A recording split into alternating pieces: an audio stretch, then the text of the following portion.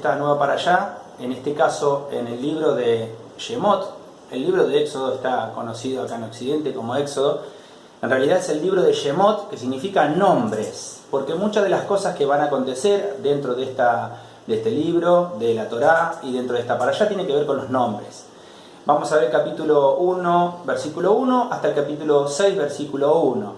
Y vamos a ver justamente brevemente el tema de los nombres. Ustedes saben que el nombre tiene que ver con el contenido y el llamado de la persona. Sabemos que el Mesías, por ejemplo, cuando Yeshua veía que había un nombre que no era muy favorable para una determinada acción, directamente se lo cambiaba. Esto en el mundo rabínico y en el mundo espiritual de aquel tiempo, como el mundo moderno, se llama Shinui Hashem. Shinui Hashem, Shinui cambio, Hashem de el nombre. Entonces, varias reflexiones podemos ya ir viendo de esto. Primero, cuando los papás le van a poner nombres a sus hijos, es importante que vean el significado original y principalmente si lo pueden ver en lengua hebrea mejor, qué significado tiene el nombre de los hijos al cual le van a poner. Entendiendo esto, pasamos al capítulo 3, versículo 14, que ustedes van a ver que se presenta Dios mismo a Moisés en esa zarza, habla con él. Y hablando de nombre, vemos que si bien Dios pone nombre y cambia nombre, Él mismo, su mismo nombre, en realidad queda un poco como oculto, entre comillas, oculto. Capítulo 3, versículo 14, aparece yo soy el que soy, así está traducido en la 960. Sin embargo, en las traducciones originales aparece, ustedes ya saben, el tetragramatón Yod, Hei, Vav, Hei, que tiene mucho significado. No queremos darlo en un corto video, pero este Yod Hei Vav Hei nos habla de la potencia de Dios, del poder de Dios. Yo soy el que era, el que es y el que será. Otros traducen yo soy el que seré, pero nos habla de potencia dinámica de Dios. Este Dios que siendo poderoso, no por eso dejó de ver lo que le pasaba a un pueblo que necesitaba la ayuda y la intervención justamente de él. En el versículo 7, dice, he visto la aflicción de mi pueblo. He visto, la palabra ain, mirada, ver, que no significa una mirada circunstancial, una simple mirada de corrido, sino estoy observando lo que les pasa. Entonces la primera lección que podemos ver en Shemot es un Dios que observa nuestras necesidades. A veces nos pasan situaciones y vemos todas las formas humanas de resolverlo. Primero salimos a hacer una cosa u otra, vemos de qué forma humana podemos resolver toda la situación y no nos percatamos de que hay un Dios que lo está mirando esto y que es el mismo Dios que nos ha ayudado en otras oportunidades, que nos va a ayudar hoy y que es y que será también, como dice su mismo nombre, el que nos ayude también en un futuro. He visto la aflicción de mi pueblo que está en Egipto. Y en estos tiempos hay mucha gente que está en grandes aflicciones. Y una de las sumatorias de las aflicciones, una de las peores sumatorias, es que la persona se sienta sola. Entonces lo primero que quiero compartirles es que nadie se sienta solo cuando pasa algún tipo de aflicción. Hay un Dios que está observando, no solamente mirando, observando lo que nos pasa. Hay veces que las personas creen que la espiritualidad que Dios quiere es que estén siempre alegres y siempre solamente disfrutando. Pero Dios no tiene recelo ni problema en apoyarnos y ayudarnos cuando nosotros nos encontramos en un momento de dolor o de dificultad.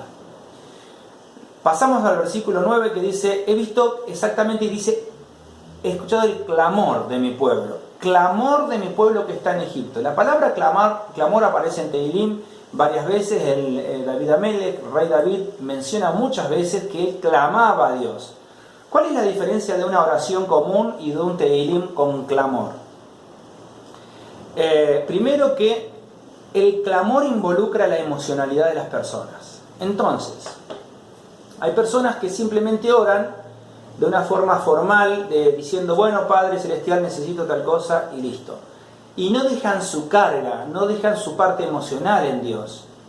Ustedes saben que la palabra, justamente en el libro de Tehilim también y en otros segmentos, Pero la palabra en una ocasión dice, echa sobre Adonai tu carga y Él te sustentará.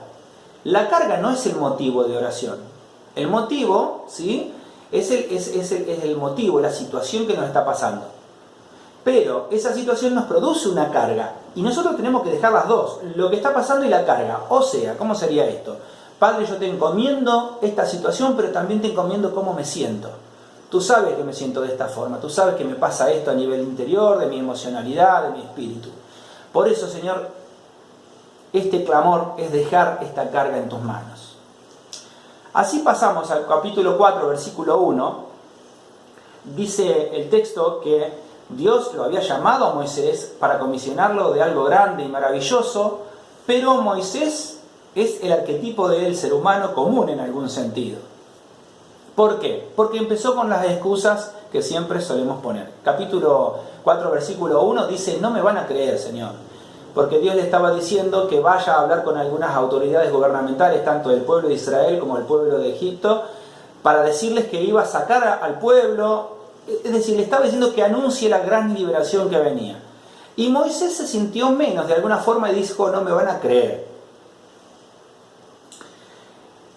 Tenemos que resolver nosotros nuestra baja autoestima cuando recibimos una comisión de parte de Dios. Porque hay dos formas de no cumplir con lo que Dios nos había mandado. Una, la desobediencia, o sea, que nosotros entendamos, sabemos lo que Dios quiere que hagamos, pero no lo queremos hacer. Pero la segunda es justamente no hacerlo por temor a no poder hacerlo. Y una vez alguien me dijo, un maestro de la Torá me dijo una frase muy poderosa. Dios no da a nadie una situación que antes Dios no le haya dado a esa persona las capacidades para afrontarla. Nosotros tenemos una expresión similar, fiel es Dios que no os dejará ser tentados más de lo que podés resistir, sino que juntamente con la prueba que da la salida. Entonces, Moisés pareció no acordarse en ese momento de que Dios le daba también la salida, los recursos, que él tenía toda la capacidad para hacerlo. Y justamente la historia demuestra que después se concretó todo esto. Moisés sí pudo sacar a Israel de la tierra de Egipto, que era el imperio más poderoso y grande del mundo. Ustedes conocerán el tema de la salida, las plagas y todo lo demás. Pero hay una cosa que quiero remarcar para cerrar este video, que es la introducción a Shemot, que después te pido que leas todo el texto otorgado, Éxodo 1.1 hasta el 6.1. Pero dice una expresión en el versículo 2 del capítulo 4. ¿Qué tienes en tu mano? ¡Wow! ¿Qué tienes en tu mano? ¿Por qué? Porque Moisés, cuando empieza a dar las excusas, parece que se denosta a sí mismo y empieza a ver desvirtudes de sí mismo. Yo no sé esto, no puedo lo otro, nunca fui bueno para... Empiezan los recuerdos del pasado, de errores del pasado. Y Dios responde claramente, ¿qué tienes en tu mano? ¿Qué le quiso decir eso de qué tienes en tu mano? Bueno, más adelante vamos a ver que dice que Moisés tomó la vara, golpeó el agua y el agua se abrió, ¿sí? El mar se abrió. Lo hizo con la misma vara que ya tenía. Reflexión, y con esto vamos a cerrar esta para allá. Nosotros tenemos muchas más cosas dadas por Dios para respaldar nuestro llamado de lo que entendemos. A veces no es que Dios me dé más fuerza, más autoridad, más luz. No. A veces ya la tenemos, pero no la hemos descubierto. Moisés ya tenía el báculo, ¿sí?, típico de pastor que anda en pastizales para no caerse, para quizás alejar a algún animal, cuidar la oveja. Pero él no se había dado cuenta que eso que era tan natural ante la vista de él, era algo tan espiritual ante la vista de Dios, y eso que él ya tenía era utilizable por Dios para alcanzar el propósito. Podemos tomar un papel y escribir las virtudes que ya tenemos. Ya me dio Dios esto. Por un lado, hacer esto nos va a servir para agradecerle al Creador y ser consciente de todo lo que Él nos da. Pero por otro lado, nos va a hacer conscientes de que Dios puede llegar a valerse de algunos de esos recursos para, en su poder y en su nombre, lograr el propósito que nos había dicho, que tiene para con nosotros, que a veces nos suena grande, pero que si Dios lo hizo, lo dijo, lo va a cumplir. Les mandamos un abrazo grande, que puedan disfrutar de esta parashá y que Dios les bendiga.